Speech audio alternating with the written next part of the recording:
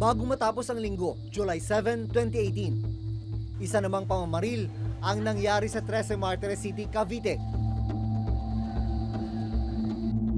Sa videong ito, makikitang kakasakay pa lang ni Vice Mayor Alex Lubigan at ng driver nito sa kanyang itim na SUV nang biglang dumating ang kaparehas na sasakyan. Ilang sandali pa, sunod-sunod na putok ng baril ang narinig. Umatras abante pa ang sasakyan ng Vice Mayor matapos ang 5 segundong pamamaril. Makikita nyo naman sa CCTV na pauwi na si Vice Mayor galing gym. Tapos ang pagsakay niya sa sasakyan, pag alis, biglang nag-cut itong black Hilux na walang plaka nga, walang sticker. Tinabihan, hindi masyado tinabihan lang tapos niratrat. Dalawang burst of fire lang. Tinignan namin sa orasan ng CCTV, 5 seconds lang. Ano ang pinapakita na ganun kabilis na execute yung plan nila? Malamang na planado talaga itong ginagawa. Pag-execute sa kanya. At yung skill set ng mga shooter? Hindi naman natin masasabi na well-skilled yung shooter dahil close range ang nangyari. Kahit naman sinong ordinaryong tao, kaya naman na makatama sa ganong range. Pero hindi nakapag-fire back yung kabilang side? Wala, hindi po. Agad naming pinuntahan ang pinangyarihan ng krimen ng araw na yon. Kitang-kita ang mga tama ng bala sa bahagi ng sasakyan kung saan nakasakay ang vice alkalde. Basag rin ang salamin ng katabing establishmento. Bakas pa ang dugo sa kalsada. Base sa medical legal exam mula sa PNP, nagtamo ng 6 na tama ng bala sa iba't ibang bahagi ng katawan si Vice Mayor Lubigan. Namatay rin ang driver ni Lubigan at kritikal naman sa ospital ang isa pang security ng Vice Mayor. Politika ang nakikita nilang motibo sa pagpatay sa vice alkalde. Meron na po ba kayong mga motive talaga, sir? Opo, isa pong tinitingnan natin motive ay yung political issue. Sino ang mga persons of interest nyo ngayon?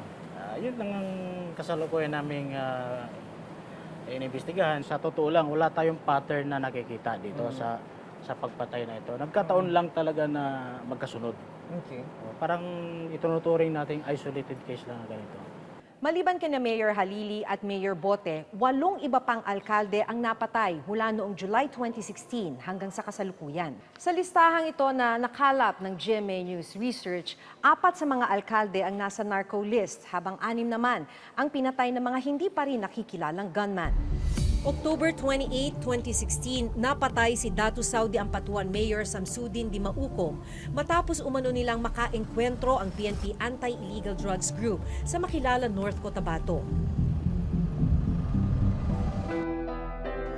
Pagkalipas ng 8 araw, November 5, 2016, napatay naman si Albuera Mayor Rolando Espinosa sa loob mismo ng kanyang selda sa Leyte Sub-Provincial Jail.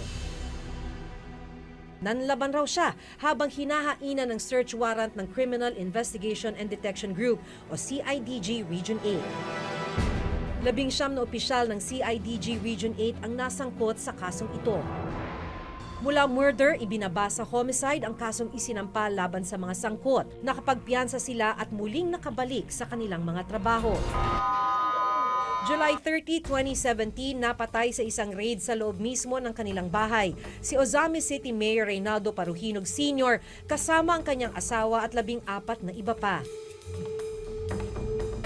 Pero ayon sa kanyang mga kaanak, rub out ang nangyari sa mga Paruhinog. Giit naman ng Ozamis City Police, isang enkwentro ang naganap. Sa datos na nakalap ng GMA News Research mula taong 2010 hanggang 2014, tumaas ang bilang ng mga napatay na mayor at vice mayor sa bansa. Iba-ibang motibo ang nasilip na dahilan ng pagpatay. Sa datos mula sa PNP, walang pinaslang noong 2015. Pero noong 2016, 3 mayor at 2 vice mayor ang pinatay. Taong 2017, 4 na alkalde at 1 vice-alkalde ang napaslang. At ngayong unang 7 buwan ng 2018, 3 mayor at 3 vice mayor ang napatay. Kung titingnan ang datos na nakuha ng Reporter's Notebook mula sa PNP, tumaas ang bilang ng murder cases sa bansa mula 8,445 noong July 2015 hanggang May 2016. Umakyat ito sa 11,086 noong July 2016 hanggang May 2017. Sa datos ng PNP, mula July 1, 2016 hanggang June 11, 2018, nasa 23,000 ang homicide cases under investigation.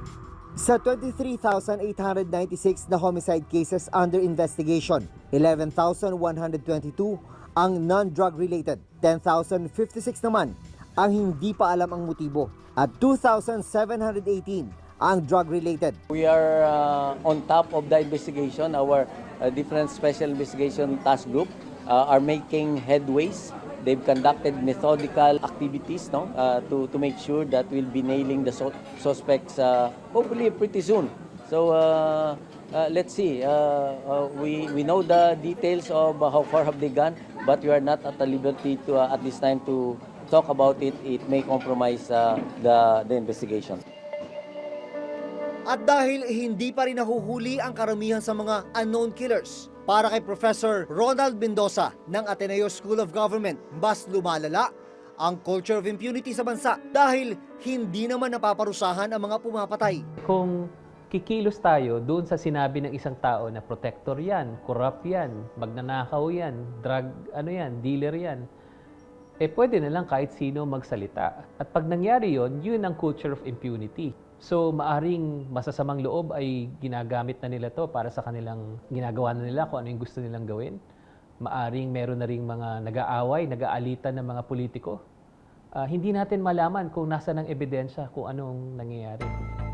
Kahapon, tinambangan ng motorcycle riding in tandem si Vice Mayor Al-Rashid Muhammad Ali ng sapap-sapap tawi-tawi. Dead on the spot ang vice-alkalde. Sa kabila ng mga naging pahayag ng gobyerno na paglaban sa kriminalidad, tila hindi pa rin takot ang mga pumapatay. Hanggang sa susunod na Huwebes, ako si Maki Pulido. Ako si Jun Veneracion at ito nakatala sa aming Reporter's Notebook. Notebook.